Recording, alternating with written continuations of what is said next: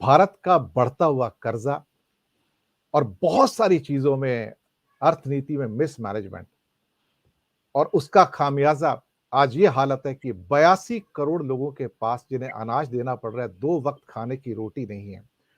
लेकिन जो स्थिति बाहर दिखाई जा रही है कि एक चमकदार भारत की, उसका वास्तविकता से कोई भी कनेक्ट नहीं है सर।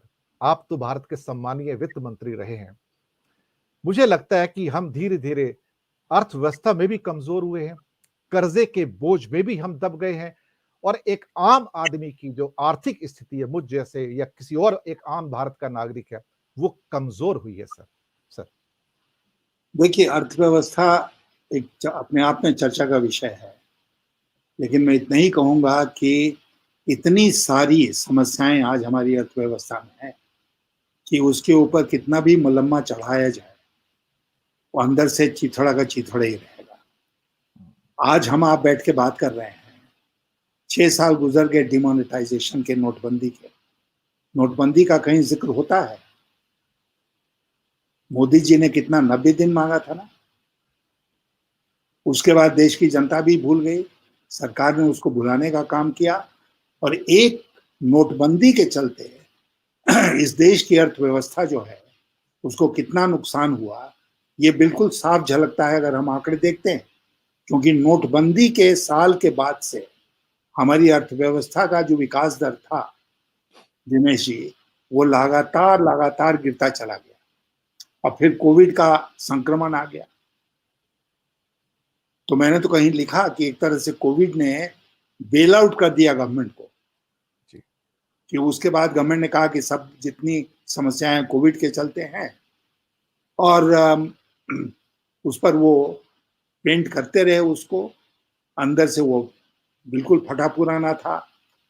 तो चमकदार बनाने की कोशिश की गई, लेकिन जिसके पास आज रोजगार नहीं है, जो आज बेरोजगारी और महंगाई की मार सह रहा है, जो देश का नुकसान हो रहा है जीडीपी का, और आपने जैसे कहा कि कर्जे का बोझ जो बढ़ता चला गया है पिछले 8 सालों में, उसकी ओर किसी का ध्यान नहीं जाए, सरकार का यही प्रयास है। जी सर।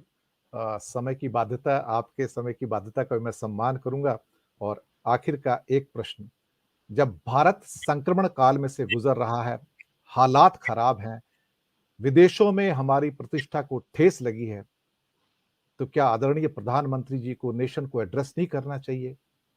क्या नागरिकों को उन्हें कुछ कहना नहीं चाहिए कि हाँ, मैं तुम्हारे साथ हूं? कुछ आह्वान नहीं करना चाहिए कि इस सांप्रदायिकता के जहर को रोका जाए, भारत में शांति स्थापित की जाए?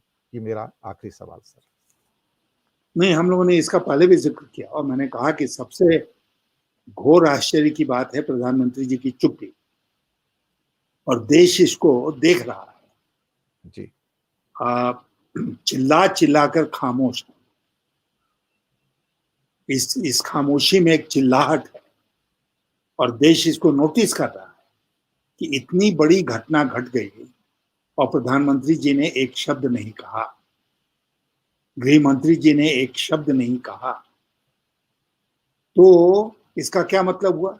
इसका एक ही मतलब है और साफ मतलब है कि सरकार की रजामंदी से, सरकार के शय पर ये सब कुछ हो रहा है। सरकार ही इसके पीछे है, क्योंकि कहीं ना कहीं सरकार को लगता है कि हमको इससे चुनाव में लाभ होगा। 2024 की तैयारी अभी से शुरू हो गई।